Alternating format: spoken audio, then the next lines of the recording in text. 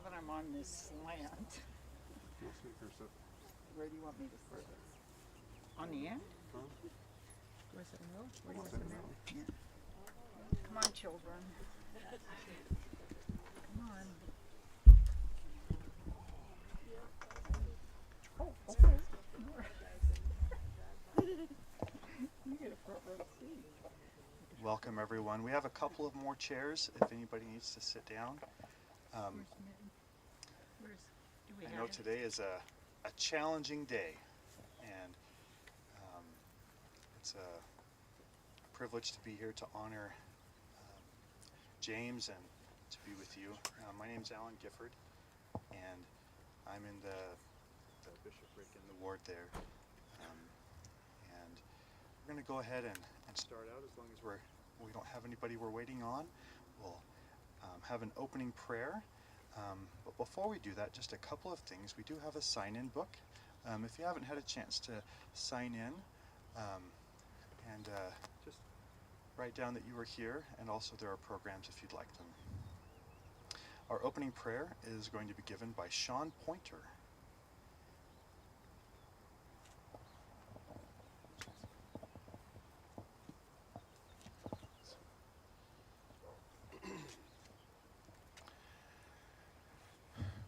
Our Father in heaven, we're very grateful today to gather together as family and friends to honor James, who is an amazing husband, father, grandfather, uncle, and friend to so many people.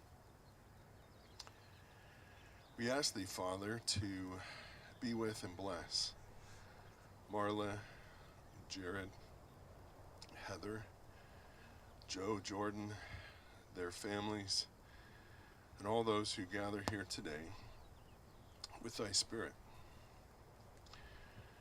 This is a special location for this family, a place that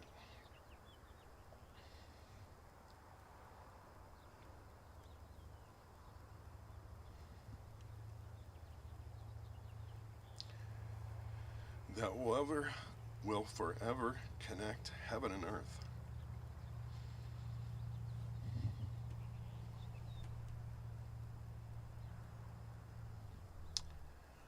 We are grateful for a plan, thy plan for our lives and for eternity. Grateful to know that all of us will be able to associate beyond the grave. We're grateful for this beautiful weather that we have. Father, we pray that James' spirit and memories will forever linger in our hearts. And pray that in the toughest moments, the family will be comforted by thy Spirit, by James' Spirit. We will miss his big heart and his even bigger laugh. And pray again that thy Spirit will be with us today and with the family the rest of this week, this month, this year, and forever. And we ask these things in the name of thy Son, Jesus Christ. Amen. Thank you. Okay, our order of things today, we're next going to have the eulogy for James read by Dan Givich, and following that, so that you can be preparing, we're going to have an opportunity for you to share your memories and stories of James. Time to laugh, time to cry, time to share, and time to enjoy. Please push yourselves a little and come up and share and enjoy this time to remember and love and share. As you come up to share, we are streaming and we want, or recording, and we want to make sure that that your words get shared to those who aren't here also. So if you can make sure and use the microphone, please, when you do that. If you don't want to, obviously you don't have to, but it just might be helpful. So we're going to go ahead and we'll move into the reading of the eulogy by Dan Givich.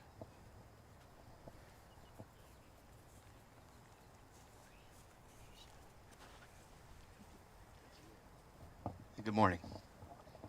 So this was written by my beautiful wife, Heather, and I think it's pretty touching, and it's a good story. James passed away unexpectedly, but peacefully at home together with his 4 children and wife from heart and kidney failure in the early morning of March 29th. His youngest son, Jordan, lives locally and was instrumental in getting James to the hospital initially 3 weeks ago when he complained of chest pain. From the American Fork emergency room, he was sent to Utah Valley Hospital, where he spent a very long week. James wanted nothing else but to go home, and from the start, it was necessary to have a camera, an alarm, and sometimes a tech keeping him in bed. Much to Marla's relief that week, he was discharged with a plan to do at-home rehab and build strength for possible heart surgery in the future. Joe and his husband Josh came out from Maryland to see James and to give support and any assistance needed.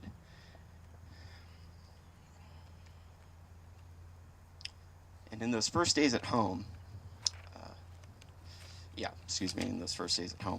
but that week, on Tuesday, March 22nd, a surprise party was thrown for Joanna's 11th birthday by her uncles.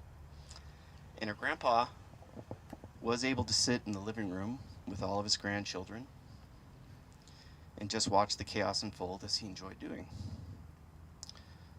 James seemed to be stable until a phone call came in on Friday saying that his kidneys were failing and that he needed to go to the hospital for dialysis immediately to survive.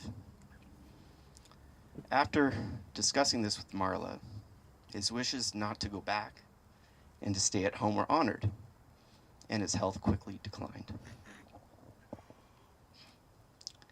Jared was able to get a flight on Monday night and got to the house around 10 p.m. and was able to spend some private time with his dad. 3 hours later, with Marla and all 4 children in the house and his dog by his side, he passed away.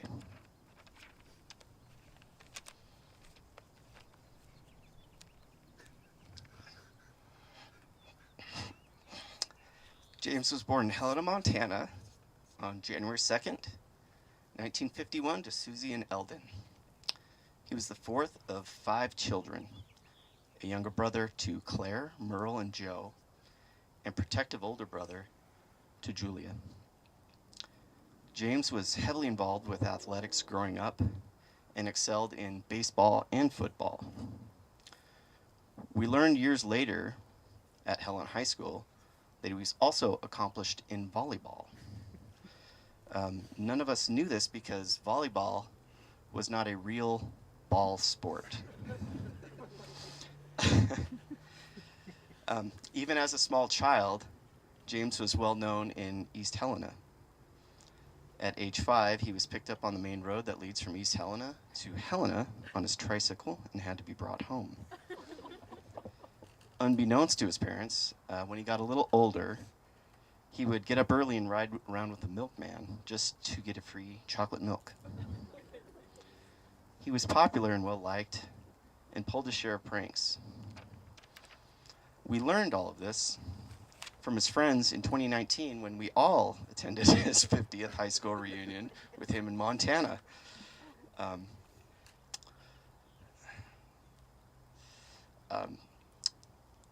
His prowess in football earned him a college offer of a scholarship. However, he was never able to use that because he injured his knee in his senior year and was unable to play. So after high school, he joined his older sister Claire in Utah and worked for his uncle. A few years later, he would meet his sweetie Marla. They married and would go on to have 4 children. James loved camping and fishing. A few of the most memorable family trips were spent in Idaho camping with his older brother Joe and his wife Phyllis and their 2 kids Jenny and Bryce. James would later get a motorcycle, an ATV, and a boat. Some of his best stories came from boating trips. Jared knows all too well when, as the pilot of the boat, he made an ill-advised turn at speed, which he was advised not to do, and this sent James flying off the boat. There then ensued a debate between the boys on whether or not to go back and pick him up. It was decided that it was best to drop Jared off at the dock and have Marla pick him up. If James wasn't recreating outdoors, he was fixing something or working on his yard with his dogs. James could fix anything, and if he didn't know how, he would learn. He restored an International Scout after he retired, and he started on a Jeep Renegade. He prided himself on a well-maintained yard, but became increasingly annoyed with the mess the trees made, and over the years, several of them got cut down. He owned 2 or 3 of everything, and was happy to loan out anything to anyone that they needed, anything they needed, most of the time. He complained about not wanting to be around people, but at the same time, he could talk to anyone. And if he heard a big booming laugh in the distance, James had made a friend. James loved sports. He followed BYU football and basketball, and he had season football tickets for many years. He also loved watching his kids play sports. When he was at home, he would attend the games sometimes and be the only parent there.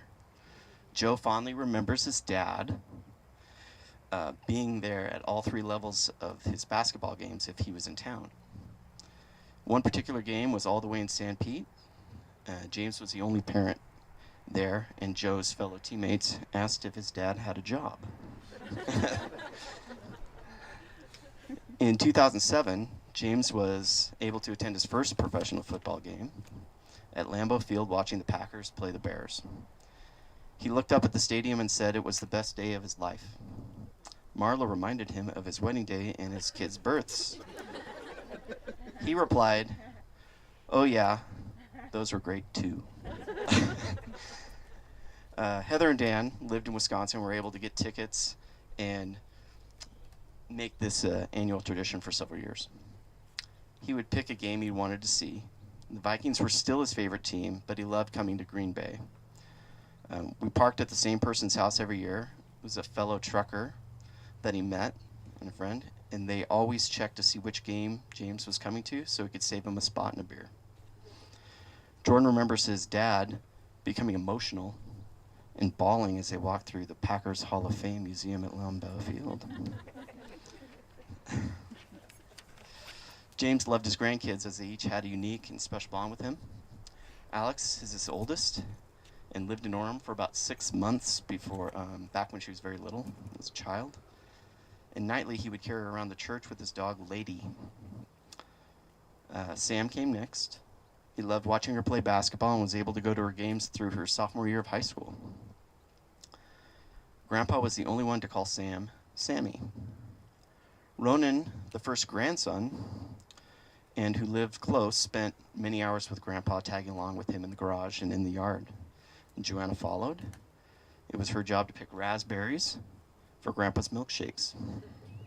Archer couldn't wait to bug Grandpa in his man cave, running downstairs. You'd hear James' big voice teasing fake annoyance, and then a lot of giggling. None of the grandkids were scared off by Grandpa, as much as he tried. And little Nora, who jumped on the bed next to him in his last week, full of love and innocence, thinking he just needed a little more medicine. If you look back over the years, James and Marla enjoyed vacationing on their own and with their kids. On one trip to Mexico, Heather recalls a tour they both took. He and Heather jumped into a bicycle taxi for an hour and a half that they would share, and they also both share hearing loss. So Whoever thought it was a great idea that they be partners on a tour clearly did not know how many times they'd ask each other what the tour guide said, and neither had any idea. On another trip to see Joe in North Carolina, as everyone was walking to the car, we heard a loud, "Oh my goodness, I'm sorry," all the way across the parking lot. James had gotten into the wrong car on the passenger side and shut the door, much to the surprise of the young man who was the occupant of that car. On another trip to Mexico shortly after Jordan and Amanda were married, he told Amanda he loved her. Jordan couldn't believe it. James had a hard time saying it, and it took many years for him to be comfortable saying it to his own kids. Jordan told him, "You told Amanda I love you only after a couple years, and it took you 20 years to say it to me." James simply replied, "Well, I like her more than you." For anyone that knows James, his whole world was Marla. Somehow their relationship survived him telling his dad, Ellen, the wrong name, or the wrong last name, for a plane ticket for Marla to meet them for the first time, and, I know this, introducing her as Martha to all his friends in Montana, who still call her Martha, by the way. It was a joke that endured through the decades. They enjoyed drives, the occasional cruise, boating, going to Pismo, and just being with each other. In March of 2020, when COVID was just beginning, he had a bad fall. And since that time, Marla had stayed by his side, his constant companion, caring for him as his various health issues arose. Their marriage was one of love and devotion that never wavered for 47 years.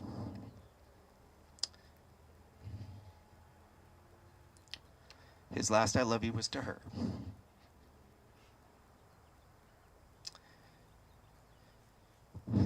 James was a presence not easily forgotten, very loved. His life revolved around his family and his dogs. He was very proud of his children and his grandchildren.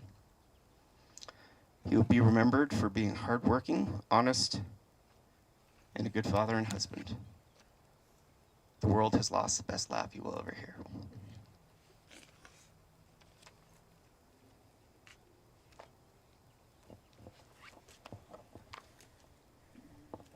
Thank you, Dan. Wonderful man. Now the opportunity is yours to share stories and experiences and laughs and heartaches.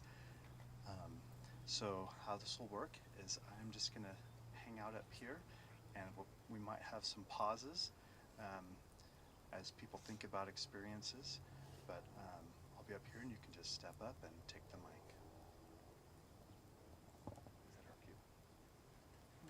If you want to share something.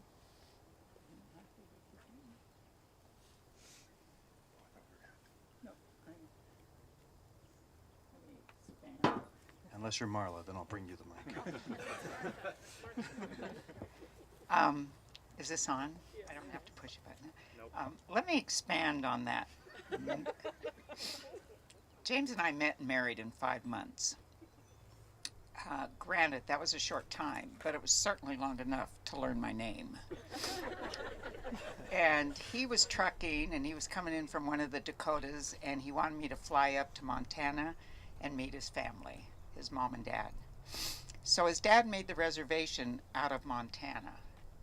I went to get on the plane, and they wouldn't let me on the plane because the last name was not my last name. So I had to call a man who was soon to be my future father-in-law, whom I'd never talked to before, did not know, and ask him to go change the plane reservation to Hauser because it was in Hansa. And I'm just going, oh my gosh, what is this? This man must think, who is his son bringing home? He doesn't even know her name.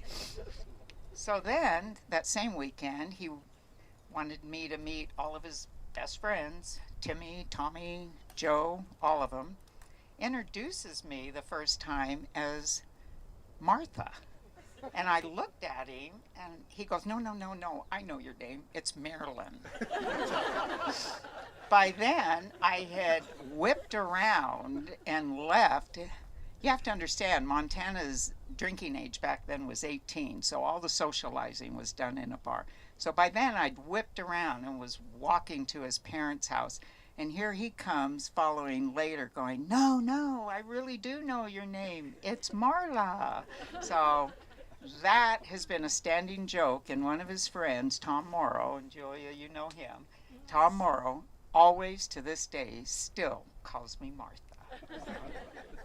Anyway, and when we talked about, Dan talked about his reunion, you know, a class reunion is generally for the alumni.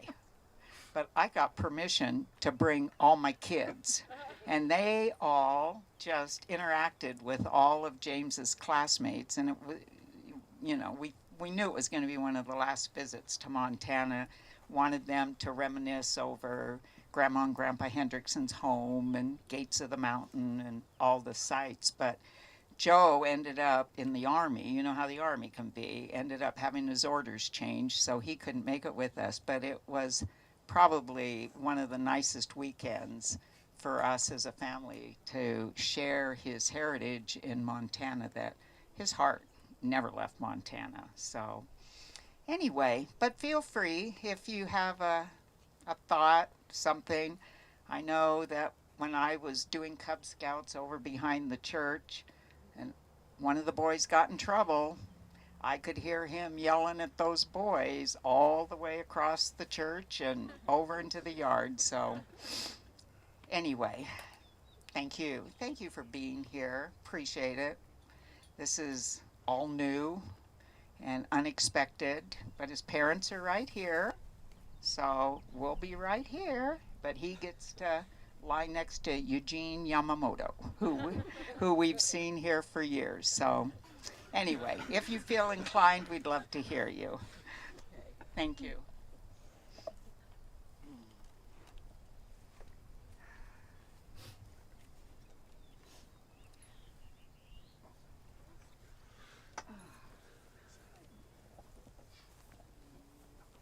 Ooh, I don't want to usurp family. I'm family too, though. I'm Teresa Hendrickson. I am married to James's second cousin, I guess. Cousin. I thought you guys were cousins. Am I getting it all mixed up? Okay, cousin. I got it mixed up. I'm sorry. When we first were moving into the area, we just lived a couple of houses down from James and Marla. And we went over and we were talking to them, and James was like, oh, not another Hendrickson. No, we don't need another Hendrickson on the block. And we're like, well, you're going to just have to love us anyway. And over the years, when my kids were born, he had pet names for them. And it was like Squirt was one of them. And, oh, man, the other one just went out of my head. Twerp. Yes, Squirt, Twerp. Twerp 1 and Twerp 2. Twerp 1 and Twerp 2, yes. And so when I told my oldest daughter that James had passed, she was like, oh. She goes, I needed just one more opportunity to call him a squirt because I got that my whole life. So he would endear himself. Well, a few years down the road, then Linda moved in right next door to us, another Hendrickson. James bellowed that he did not want another Hendrickson on the road, but it would always take the time to ride his motorcycle by, and we'd wave him down and he'd come and stop and talk to us. He was a pretend monster, scary guy that was a teddy bear, Marshmallow. My kids loved him. My kids loved the kids. Joe used to come and babysit my kids and was one of the favorite people that they always loved. They always talk about remembering him. And he's going to be missed. The motorcycle going up and down the road is going to be, you know, it hasn't been there for a little while, but it will be something. When I was looking at the pictures and saw him on his motorcycle, I said, that's the way I remember him, is driving his motorcycle and with his dogs and stopping and chiding my children with their nicknames. So we love him. We love his family. we're so grateful to have had the opportunity to live that close to get a little bit more into the lives, because Hendricksons sometimes keep to themselves. So and he would tell us that all the time, you know, I just want to keep to myself, just leave me alone, you know. But I knew he loved us, and he would hate it when we'd give him a hug, but we'd force it on him sometimes. So we loved James very much. Oh, hello, hello, hello. All right, I do not know how this is going to go. I am a Hendrickson. Jordan was next. Oh, You butted. did I butt in front of you? Yes. Yeah, come on. You're good. This is more of a message for my dad.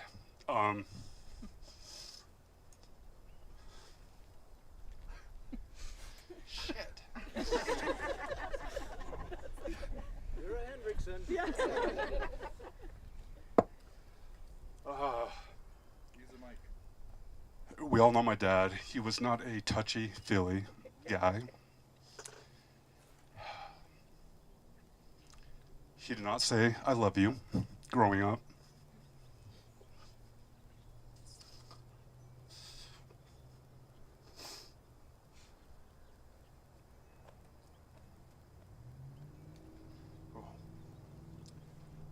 But I knew, with every fiber in my being, that he loved me. Without a doubt.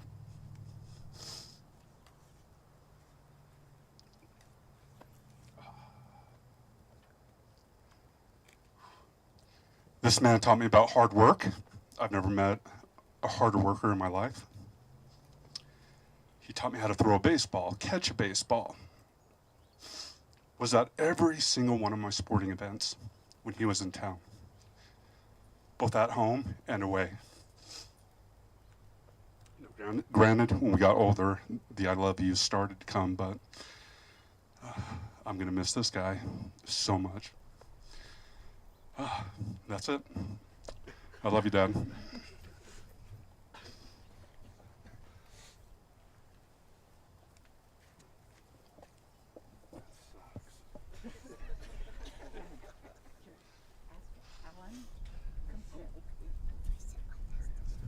Thank you, everybody, for being here.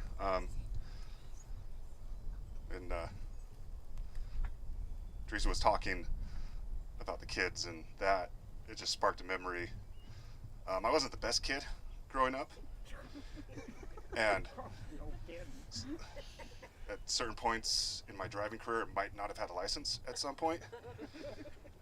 And my mom and dad thought it was funny for my 18th birthday to get me a scooter. Non-motorized. Well, a push scooter. They're like, look, it's off-road because it has pump-up tires. And I remember just jumping on it and riding around with all the kids in the neighborhood. But as I was driving over here, I don't know, something sparked my memory, and all I could think about was like, my dad had the stubbiest fingers. And I'm like, I'll never get poked in the chest again. And he would, and all of us experienced it, he would poke us when we were in trouble, right in the chest. And I was all like, I'm gonna start poking my kids. Like, they're gonna get it. But the whole love thing, yeah, Jared said it. We didn't hear it much. When Dad would go on a trip, Mom would make us all run out and say, go tell your dad you love him. And we're like, no. She'd be like, go tell him. And we're like, fine. And we'd go out and he'd be pulling out and be like, Dad. He's like, what? We'd be like, I love you. And he's like, okay. and then just drive off. But on that other story, yeah, like sitting at the bar and, Amanda, I sure love you. And I'm like, what? I'm like, it took you 25 years to say that to me, and you'd known her for 2 years. But he was a good, I loved him. And he didn't need to say it for us to know it. So, yeah. Love you, Mom. That's it. Thank you for coming. I know a couple of my dipshit friends came. That's what we were called by Dad. Dipshit 1 and Dipshit 2. I don't think you knew any of my friends' names. They were all that. So, anyways. So thank you. Thank you for taking the time to show your support. I'm the third Hendrickson. And he was pretty, really upset about that. But he really wanted everybody to know that he was the first one that moved there. So please know he was the first one to move there. I now live in the ward that they lived in before they moved over to their house. So yeah, I always described James as the mean, bad, and nasty teddy bear. and he became even a bigger teddy bear after he had grandchildren. So there was hope for him. And anytime I'd walk past, I would walk every morning, and I had a route that went past their house. And if he was out there, it was, "Who gave you permission to walk in front of my house?" So we would banter back and forth and have a few words. And even though there was all of that, I think he loved me too.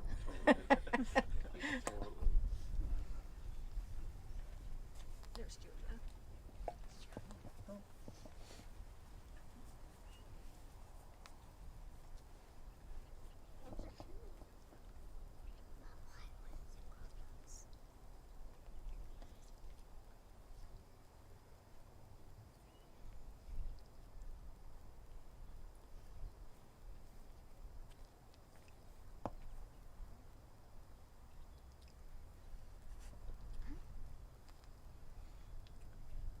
Well, I'm a Hendrickson.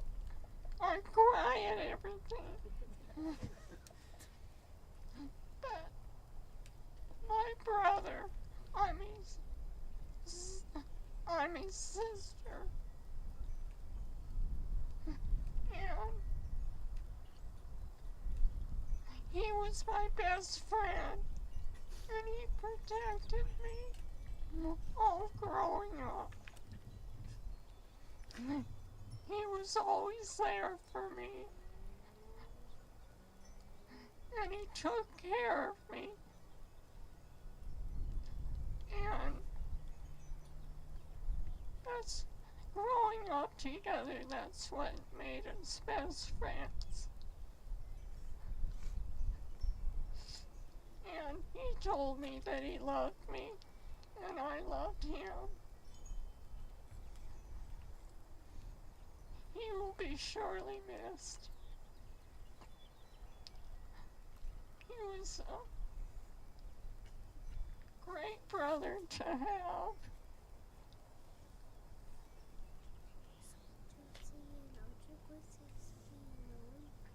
And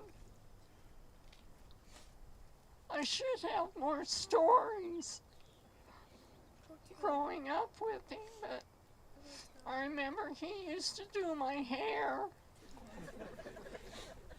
when I was young, so that I would look nice when I went to school. And he'd do things like that. And he would protect me. And he knew that, I always knew that he loved me.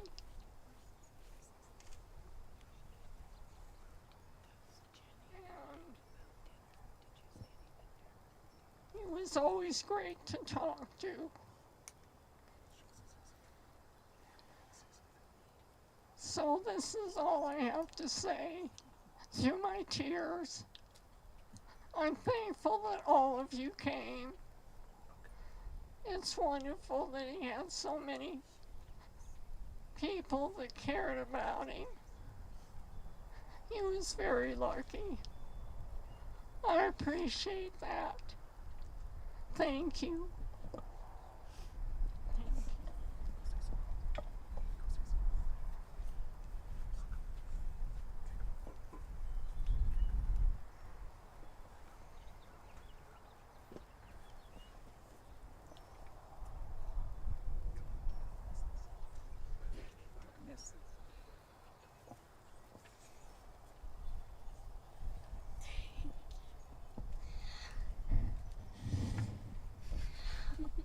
Grandpa always tells me I'm a little boy when I come here, and he always calls me little boy when I'm at Grandma's house, and I love him, and that's it. That's it.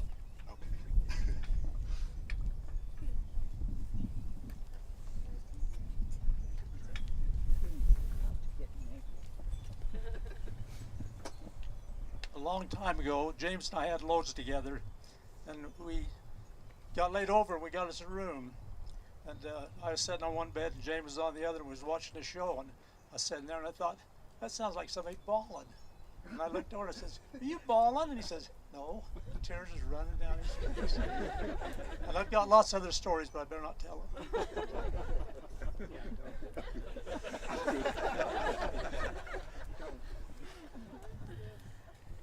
And don't expect me to, because he never told me that. The first time I met James, I was going with Ron to California on the truck, and he said, we're going to meet this guy in Nephi. He was one of his newest friends. I mean, well, was new to me, but he said he's going to meet us here, and this was in the days when, well, this was a long time ago. Marla and James weren't married yet, and anyway, he got out. This is when Ron wore Pendleton shirts and boots. He's still wearing his boots. But James gets out of his big truck and starts to walk over. I'm down there on the ground and going, well, you got it good for it. This is cool. He looks just like my brother, the hippie. And there's James, and he had this long hair down, and he had on flip-flops or sandals, probably sandals. And he had that laugh. First time I met him, and he kind of, this is your wife, And anyway, he became one of our dearest friends, and their family became our dearest friends. And our kids tended you, little kids, a couple of you. I think by the time the youngest one, I don't know, Joe, if they ever, or Jordan, which was the littlest. Yeah, Jordan was the littlest. I don't think they ever tended you. You're closer to their age. Anyway, it was a wonderful experience to know that we had friends, no matter how far away, no matter how close, even though we didn't stay in touch after a few years, but they spent many Christmases, Easter egg hunts, and barbecues. And I have to tell one quick story because I remember this is stuck in my mind for a long time. His laugh, of course. But he was telling Ron about the ball game that Joe had just been to. I don't know if it was soccer. Did you play soccer, or was it flag football or something? I didn't play soccer. You didn't play soccer? It might have been flag football or basketball. Okay. It was probably football, because he loved football. He came to watch you. And we asked how you did, and he said, that damn Joe. He says every time, he says, the guys were running down the field, he was skipping.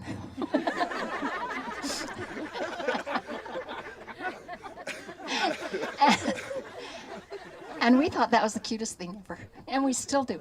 We'd like to see you skip again, actually. Anyway, we have wonderful memories. Thanks for being our friends. We love you, James.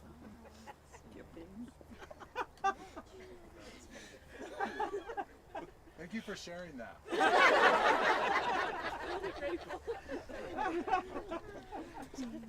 Hi, I'm Jenny Hendrickson Withers. I am Big Brother Joe's daughter. I represent the Idaho Hendricksons. I grew up with Uncle James and Aunt Marla. James and Marla were my parents' best friends. I remember trips to Montana, Thanksgivings, Easters, and then, of course, the camping trips. And I think what I remember the most is I was a little bit older than James and Marla's kids. And I remember one trip, I think I was a freshman in high school, but I was really into playing basketball. And so James and Marla get to Idaho, and we're on our way to our camping trip. And, you know, all of their kids pile out of the back of their truck. And James comes up to me, and he's like, "Sorry about this, Jenny." He's like, "I know that these boys must drive you crazy." And I just remember that when we would get together as a family, he would always pull me aside and we would talk sports. And I loved talking sports with my Uncle James. Because in my mind, my Uncle James was a legend. You know, because my dad told me the stories about his sports prowess and, you know, how great he was at any sport that he decided to play. And so the fact that he knew that, you know, I was a little bit older and maybe I didn't want my cousins skipping around in my campground. And so he would take the time and just talk to me and spend time with me and let me know that, you know, he was truly interested in me, and I truly loved him for that. And I loved his big laugh, because who didn't?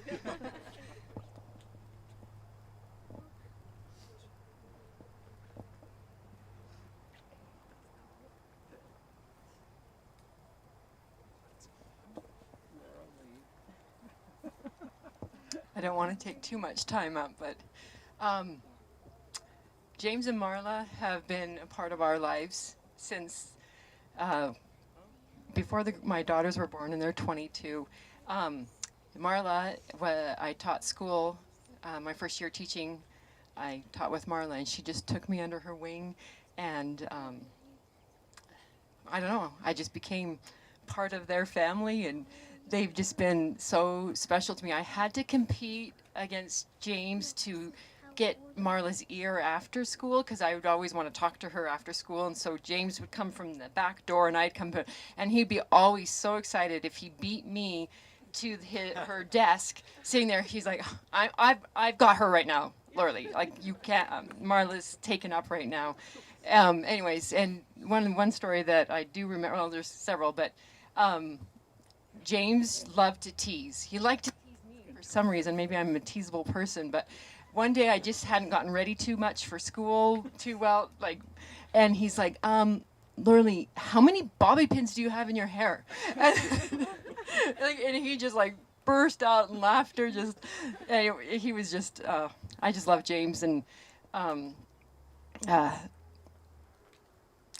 never, well, James and Marla, I know Sean said this to me, they've always been a very great example of a beautiful couple and a beautiful, cherished love that never, even if they were upset, I'm mad at James right now, but you always knew that was going to be over in just a minute.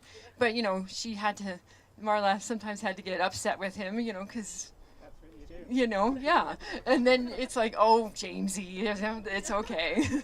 Anyways, I love you. I love you, James, and we'll miss you.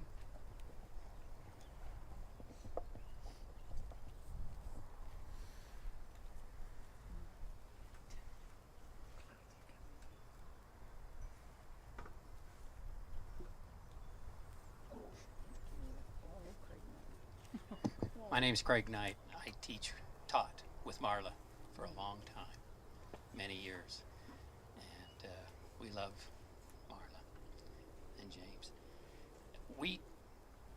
I got to know James through Marla, but we took a trip up to the Snake River with Marla and James a number of years ago to float down the Snake River. And we were camping along the river, and this was my wife's first introduction to James, and that's a serious dose there. And she took a little ribbing from him at the very beginning, and then we were getting ready for dinner. She realized she had forgotten the pasta for the spaghetti, so she said, "I got to go drive into town. It's about 6 or 8 miles." James said, "I want to go with you." Okay.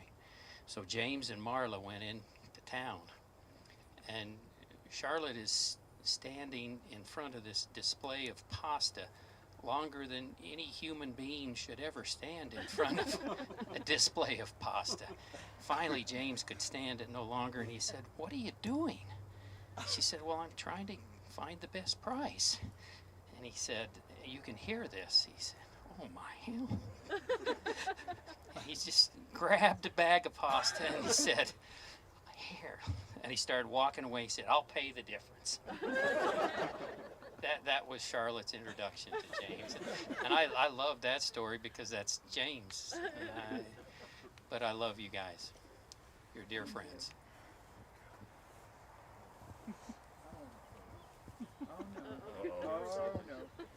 I feel like I have to come defend myself with all this skipping. So, I don't remember the skipping, but I'm not going to argue that it didn't happen. It's really been nice hearing the stories about my dad, and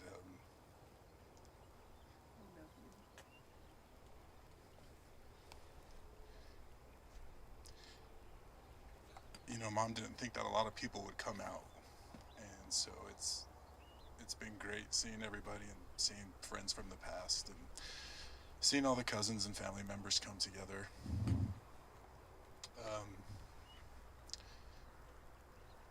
I'm not going to share a happy story. I'm going to share the story that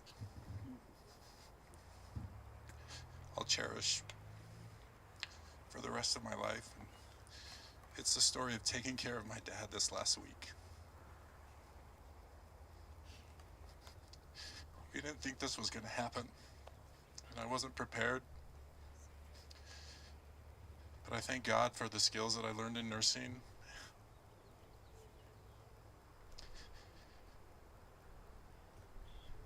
I was able to bathe my dad every day. I was able to look him in the eye while I was taking care of him. And I didn't want anyone else doing it.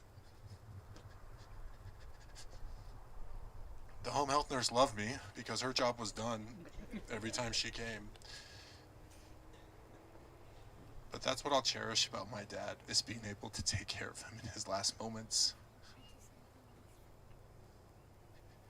And I'll never forget that. And I just want to say I love you to my family, and I love my husband who flew out here and has been my rock. And I love my dad, and I'll miss him. And that's it.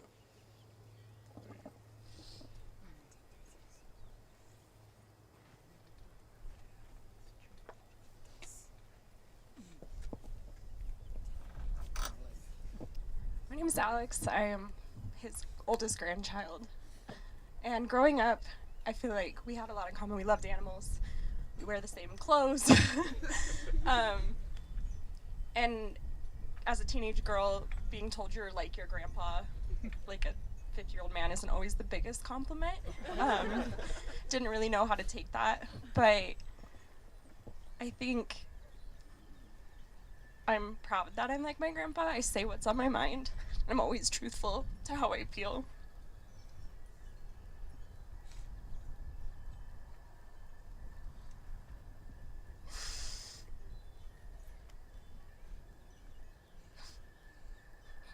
I loved him, and I'm glad I got those things from him. That's all.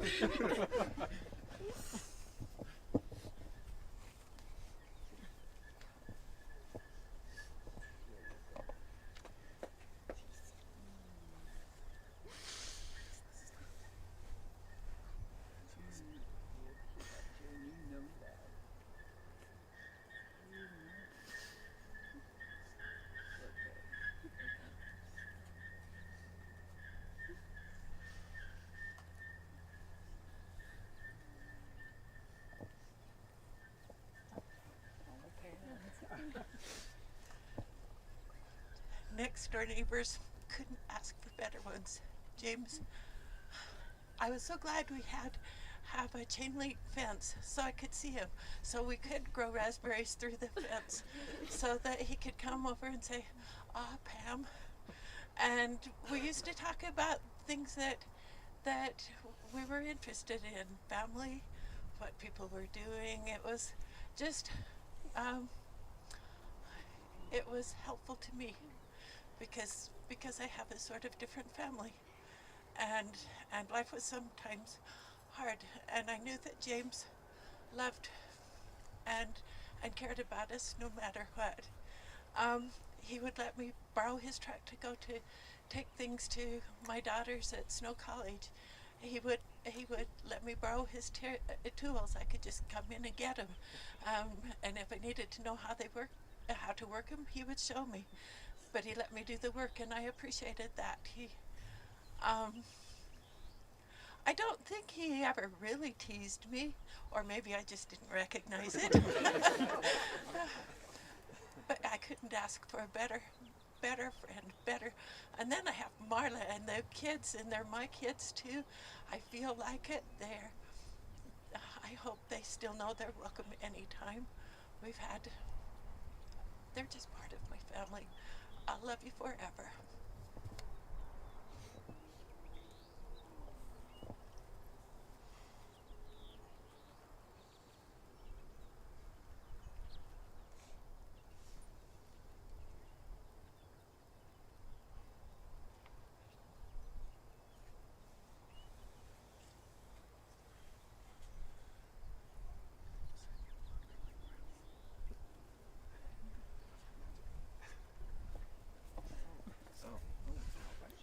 Just got pressured by Jared. So I don't have a really emotional story, but in the defense of my husband, I know Mr. James skipped too. Because if the grandkids remember, the first time I ever met him, it was him saying yippee skippy every time the grandkids left. But he was sad when y'all left too.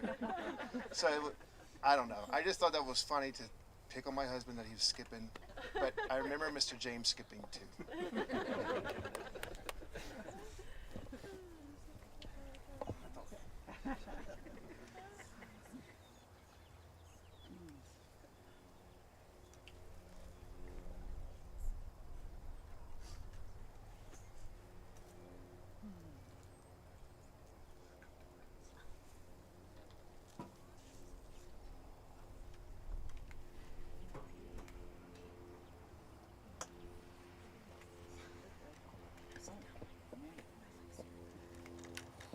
Well, since Josh said something, I have to.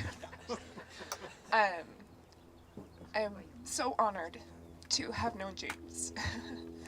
And I'm so blessed that I married into this beautiful family that has always made me feel so loved and so welcomed, including James. He's always made me feel a part of the family, and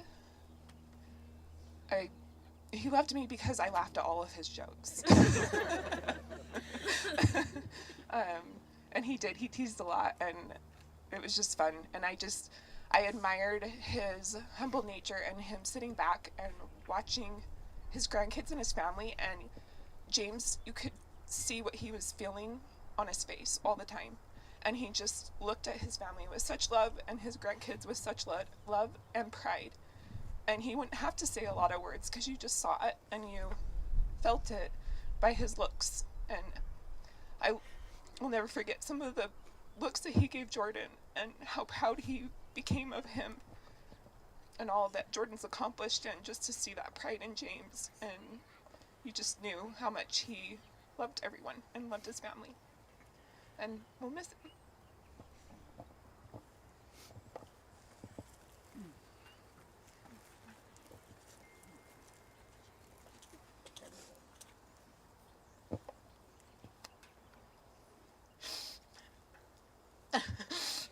Everybody has spoken in the family, but for me, he's my dad.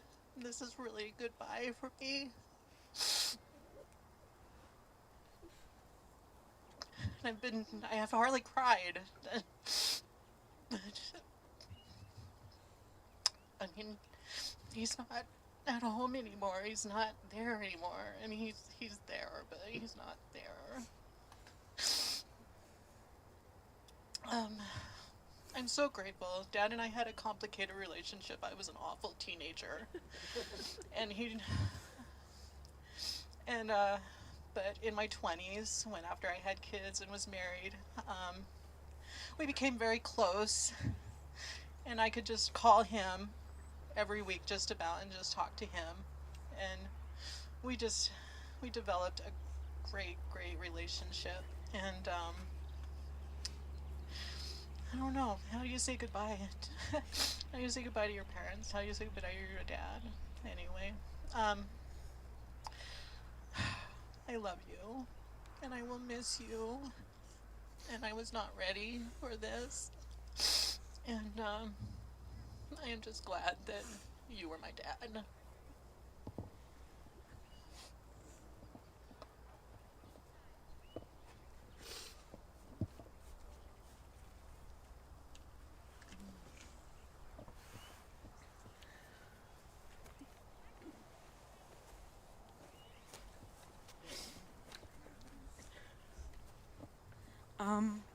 I'm Ronin Hendrickson, and I'm his oldest grandson.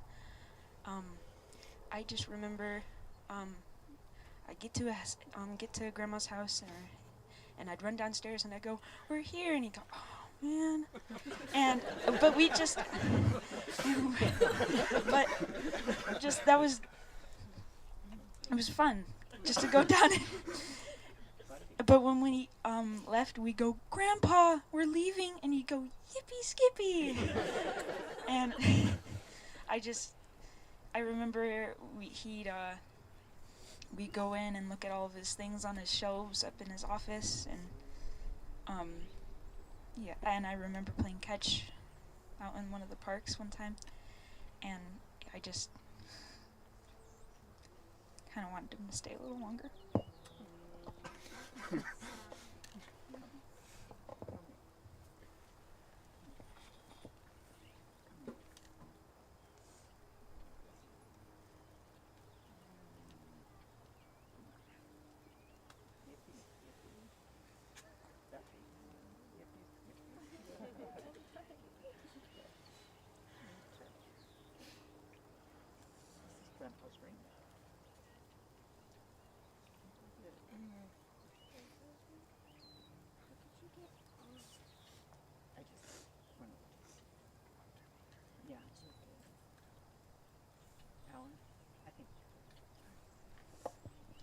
Thank you, everyone.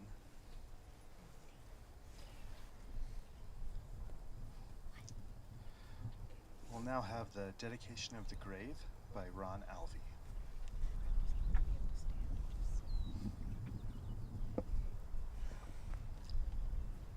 Our Father in heaven, by authority of the Melchizedek priesthood, we dedicate and consecrate this place for the burial place and resting place for the body of James Richards Hendrickson. And we pray that this place will be hallowed and protected until the morning of the resurrection. And we'd ask a special blessing of comfort to be with Marla, bless her, and also with all of her family. Bless them that they'll be comforted, and bless them that they'll stay close to their mother.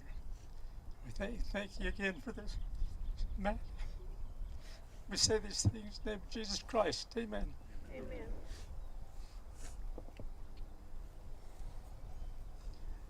Thank you again, everyone. This concludes our services.